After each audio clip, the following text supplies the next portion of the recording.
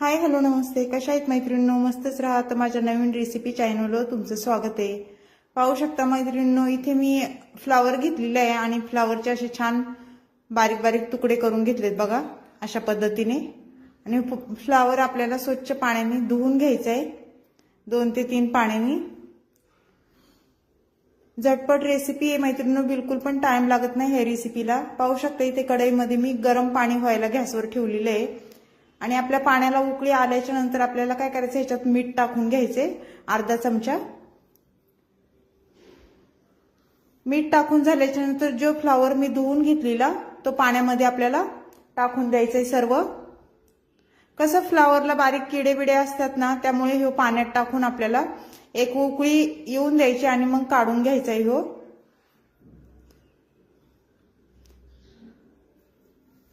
तर पाहू शकता सर्व फ्लावर मी पाण्यात टाकून घेतलंय आणि 1-2 मिनिटं आपल्याला हे फ्लावर पाण्यामध्ये असंच ठेवायचंय, गरम पाण्यामध्ये. मग जे काही जंतू असतील ते मरून जातात मिठाच्या पाण्यामध्ये. तर इथे साहित्य घेतलंय पाहू शकता, एक टमाटा घेतलाय मीडियम साईजचा मी बारीक चिरून. त्यानंतर इथे कांदा घेतलेला आहे एक मीडियम साईजचा आणि थोडासा लसूण घेतलाय पाहू शकता तुम्ही. कांदा स्वच्छ मी धुवून घेतलेला साल काढून पाहू शकता. आता हे कांदा आपल्याला छान बारीक चिरून घ्यायचा आहे अशा पद्धतीने.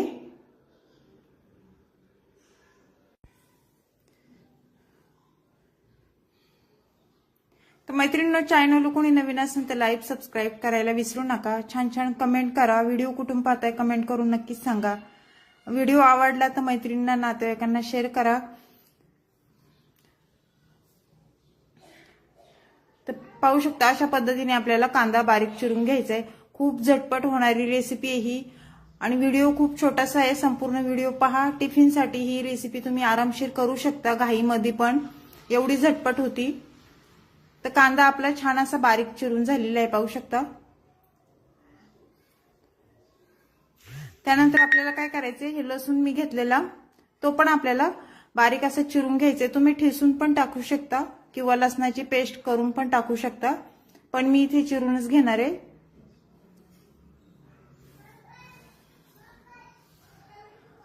साधी सोपी रेसिपी आहे मैत्रिणींनो, जरा पण टाइम लागत नाही आणि जास्त काही साहित्य लागत नाही ह्या रेसिपीला. थोड्या साहित्यामध्ये ही रेसिपी होऊन जाते. तर पाहू शकता इथे फ्लावर छान उकळलाय. तर आपल्याला काय करायचंय, हे फ्लावरचं सगळं हे फ्लावर एका भांड्यामध्ये काढून घ्यायचंय अशा पद्धतीने.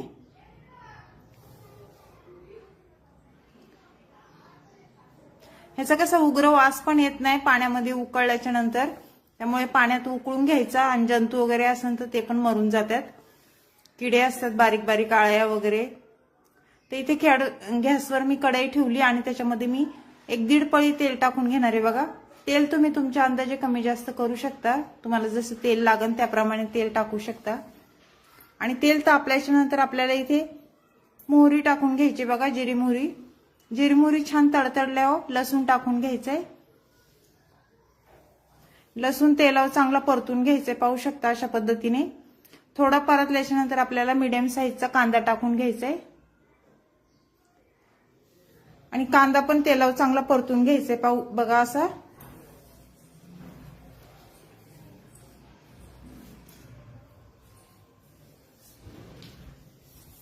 कांदा थोडा परतल्याच्या नंतर आपल्याला इथे टमाटर टाकून घेणार आहे मी. मीडियम साईजचा एक टमाटा मी बारीक चिरून घेतलेला तो टाकून देऊया.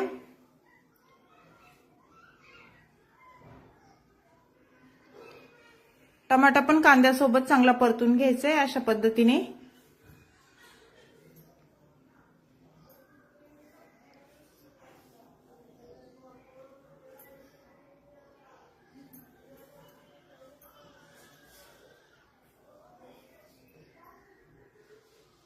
पाहू शकता छान कांदा टमाटा परतल्याच्या नंतर आपल्याला 1 चमचा इथे हळद टाकून घ्यायची.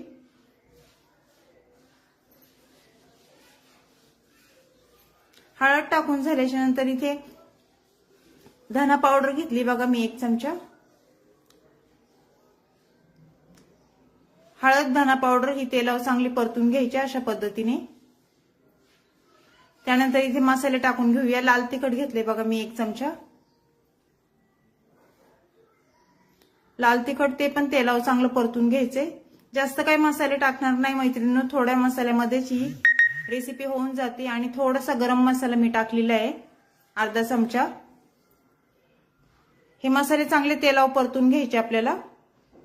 परतून झाल्याच्या नंतर ह्याच्यामध्ये फ्लावर टाकून द्यायचे. बघा, सर्व फ्लावरचं मी पाणी काढून घेतलेलं, फ्लावर टाकून दिलंय. आणि फ्लावर पण आपल्याला मसाल्यामध्ये चांगला परतून घ्यायचंय. सुकी भाजी ही खूप छान होती, टिफिनसाठी तुम्ही करून बघा. आणि झटपट होणारी रेसिपी आहे, बिलकुल पण टाइम लागत नाही.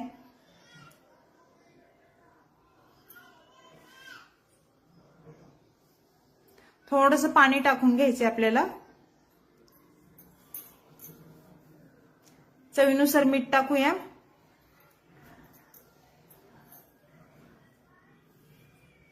मीठ टाकून झाल्याच्या नंतर एकदा परत छान मिक्स करून घ्यायचे.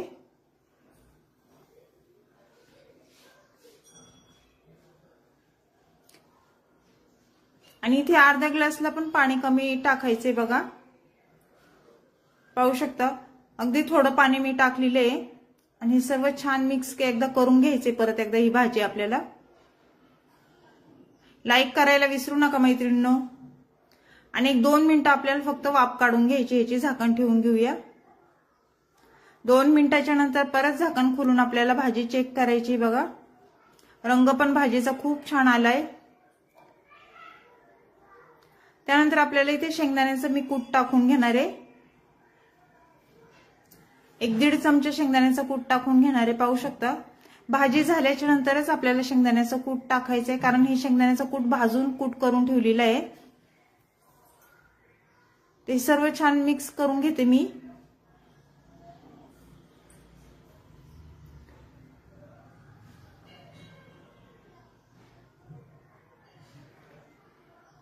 एक मिनिट फक्त झाकण ठेवायचे आपल्याला, वाफ काढून घ्यायची फक्त. 1 मिनिटाच्या नंतर झाकण खोलून पाहायचंय आपल्याला. तर पाहू शकता मैत्रिणींनो, मस्त आपली ही फ्लावरची चमचमीत अशी भाजी झालेली आहे. ही टिफिनसाठी नक्की करून पहा, खूप छान होती आणि झटपट होणारी रेसिपी आहे ही. घाई गडबडीत तुम्ही आरामशीर करू शकता.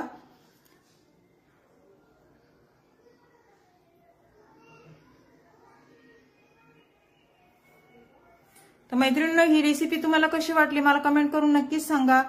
चॅनलला कोणी नवीन असेल तर लाईक सबस्क्राईब करायला विसरू नका. छान छान कमेंट करा.